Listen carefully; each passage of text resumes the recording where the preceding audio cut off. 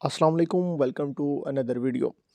आज की वीडियो में मैं आपके साथ एएसएफ एयरपोर्ट्स 24 2020 कारपोलर का पेपर शेयर करने जा रहा हूँ। वीडियो को कंप्लीट देखना है। फर्स्ट टाइम है चैनल पे तो चैनल को आप लोग सब्सक्राइब कर सकते हैं अगर वीडियो आप लोगों को पसंद आती है।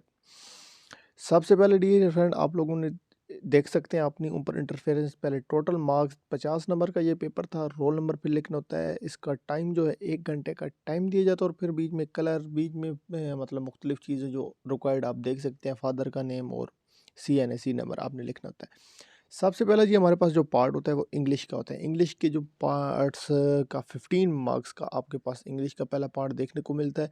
इसमें सबसे पहले होता है choose the word with correct spelling. मतलब आपको 4 वर्ड दिए जाते हैं, इनमें से करेक्ट स्पेलिंग जो है आप लोगों ने चूज़ करना होता है।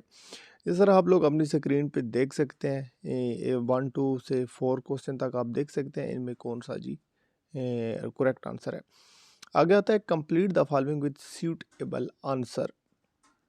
इसमें आप लोगों को 3 क्वेश्चन मिलते हैं जिसमें से लिखा हुआ she dash working in the factory since 2007। आप बीच में इन, वाज, हैज़ बीन, हैड। अब मतलब ये 4 ऑप्शन दिए जाते हैं, आप लोगों ने एक करेक्ट आंसर लिखना होता है। आगे आता है change the indirect speech. 2 question दिए गए हमें 8 और 9। आगे ये 2 क्वेश्चन के बाद फिर आता है change the voice of the following. Voice of the following 10th और 11। 2 क्वेश्चन हमें देखने को मिलते हैं, 2 क्वेश्चन हमें दिए गए हैं।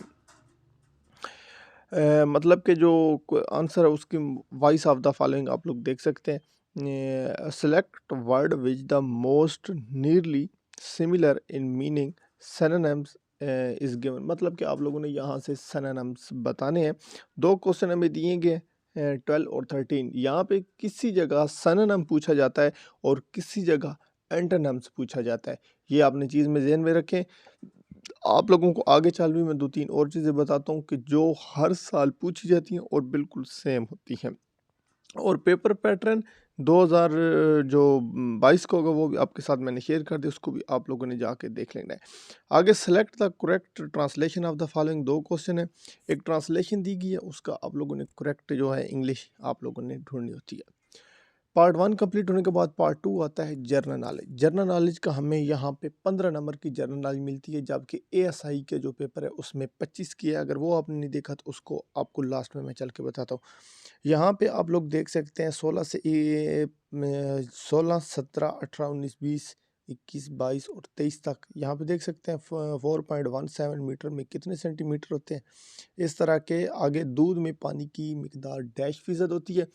मतलब कि आपके साथ जनरल नॉलेज के, मैथमेटिक्स के क्वेश्चन और बीच में मुख्तलिफ जो सब्जेक्ट्स के हैं वो क्वेश्चन मिला के जनरल नॉलेज होती है।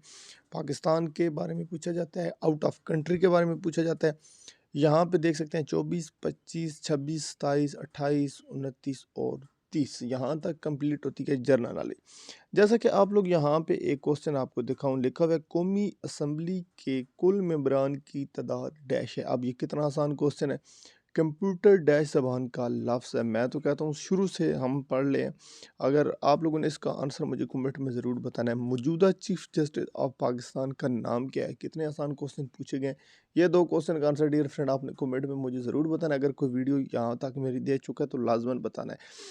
आगे जी पार्ट 3 आता है पाकिस्तान स्टडी। इसके जी 10 क्वेश्चन हमें दिए जाते हैं। यहाँ से हमारे 40 नंबर का हमारा पेपर यहाँ तक कंप्लीट होता है। अब जी पाकिस्तान स्टडी में पाकिस्तान के नॉलेज के बारे में, पाकिस्तान का नाम किसने तजवीज़ किया। कितना आसान क्वेश्चन है। पाकिस्तान में कुल कितनी ज़बानें बोली जाती हैं। पाकिस्तान का कौमी जानवर कौन सा है और पाकिस्तान की पहली ख़वातीन पायलट का नाम क्या है। अब देखें जी ये जो क्वेश्चन है यकीन माने अगर किसी नर्सरी का नहीं कहूँ तो प्रेप या 1-2 क्लास का अगर किसी बच्चे को बिठाएं तो वो आपको ये क्वेश्चन के आंसर दे देगा। आगे पार्ट 4 आता है हमारे पास जी 10th नंबर का है। यहाँ पे हमारा 50 नंबर का कंप्लीट होता है। ये पार्ट 10th नंबर का ये पार्ट 4 जो उर्दू के क्वेश्चन होते हैं।